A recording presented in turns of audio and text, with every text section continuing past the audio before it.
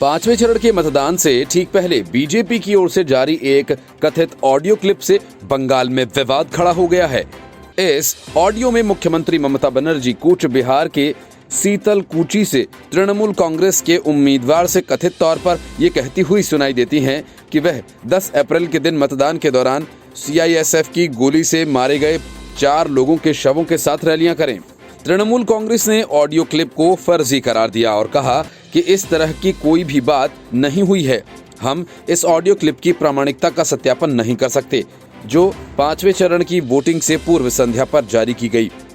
ममता बनर्जी और सीतलकुची विधानसभा सीट से तृणमूल कांग्रेस के उम्मीदवार पार्थ प्रतिम राय के बीच टेलीफोन पर बात हुई। कथित बातचीत के अंश जारी करते हुए बीजेपी की आईटी सेल के प्रमुख अमित मालवीय ने दावा किया कि ममता बनर्जी अपनी पार्टी के नेताओं से शवों के साथ रैलियां करने की बात कहकर दंगा भड़काने की कोशिश कर रही हैं। मालवीय ने कहा कि ममता बनर्जी अपनी पार्टी के उम्मीदवार से कह रही हैं कि मामला इस तरह का बनाया जाए कि कूच बिहार के एसपी और केंद्रीय बलों के कर्मचारी दोनों को फंसाया जा सके।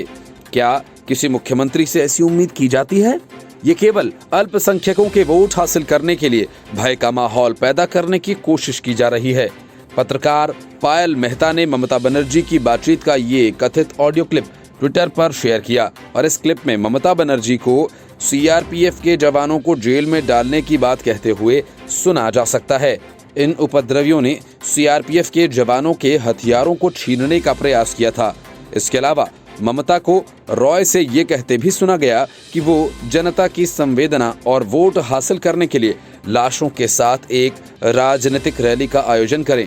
ऑडियो क्लिप में ममता ने कहा कि पार्थो, तुम अपना वोट डालो, फिर उसके बाद हम बैठेंगे और निर्णय लेंगे। मैं सीआरपीएफ के जवानों समेत सभी को गिरफ्तार करवाऊंगी। सभी लाशों को तैयार रखना। कल इन्हीं लाशों के साथ एक रैली की जाएगी। उनके परिवार वालों को बता दो कि लाशें उन्हें नहीं सौंपी जा सकती हैं। सब कुछ ठीक हो जाएगा।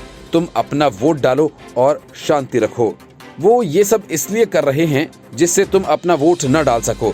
इसके बाद ममता ने सीआरपीएफ के द्वारा मारे गए उपद्रवियों के राजनीतिक संबंधों के बारे में पूछताछ की। ये जानने के बाद मारे गए उपद्रवी उन्हीं की पार्टी के सदस्य थे। ममता ने रॉय को एफआईआर दर्ज कराने की सलाह दी। हालांकि ममता ने रॉय से कहा कि वह एफआईआर न करवाएं, बल्कि वह खुद मारे गए उपद्रवियों के परिवार वालों से चुनाव के बाद वकील की सहायता से एफआईआर दर्ज कराने के लिए कहेंगी। ममता ने यह भी कहा कि फिलहाल पुलिस भी उनके परिवार वालों का कोई बयान नहीं लेगी। टीएमसी प्रमुख ने कहा कि हमें वकीलों की सहायता से दोषियों के खिलाफ एक मजबूत केस दर्ज कराना होगा और बेफिक्र होकर वोट करो। अपने पोलिंग एजेंट्स पर भरोसा रखो। बूथ पर जाओ, लोगों को बताओ सुरक्षा बलों ने ऐसा इसलिए किया जिससे लोग वोट डालने से डर जाएं।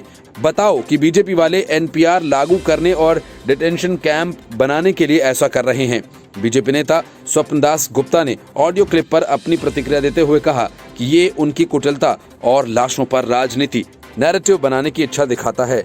असल में पश्चिम बंगाल में चौथे चरण के मतदान के दौरान सीतलकुची के जोरपाटका में हिंसा भड़की और सीआईएसएफ की एक टीम पर हमला कर दिया, हथियार छीनने का प्रयास किया, जिसके बाद आत्मरक्षा में सीआईएसएफ की टीम को मजबूरी में ओपन फायर करना पड़ा और इस फायरिंग में 4 उपद्रवियों की मौत हो गई थी। हालांकि मामले को राजनीतिक रंग देते हुए मुख्यमंत्री ममता बनर्जी ने कहा कि केंद्रीय बलों ने वोटिंग के लिए लाइन में खड़े व्यक्तियों पर गोली चलाई। ममता बनर्जी द्वारा केंद्रीय सुरक्षा बलों के घेराव के आह्वान के बाद ये घटना घटी। कूच बिहार के एसपी ने अराजक तत्वों के खिलाफ सीआईएसएफ की कार्रवाई को सही ठहराते हुए कहा था कि कार्रवाई आत्मरक्षा में की गई है। उन्होंने कहा कि 300 से 350 लोगों की भीड़ सीआईएसएफ की टीम पर हमला कर रही थी। उनके हथियार छीनने की कोशिश की गई, जिसके बाद टीम ने उपद्रवियों पर गोली चलाने के लिए उन्हें मजबूर होना पड़ा। उसी दिन उपद्रवियों द्वारा एक युवक आनंद बर्मन की हत्या कर दी गई। एक प्रत्यक्षदर्शी ने कैमरे के सामने आकर कहा कि आनंद को इसलिए मार दिया गया क्योंकि वह बीजेपी के लिए काम करता था। चुनाव आयोग ने इस मामले पर संज्ञान लेते हुए ममता बनर्जी के कूच बिहार जाने पर भी पाबंदी लगा दी थी। Bureau report, news of India.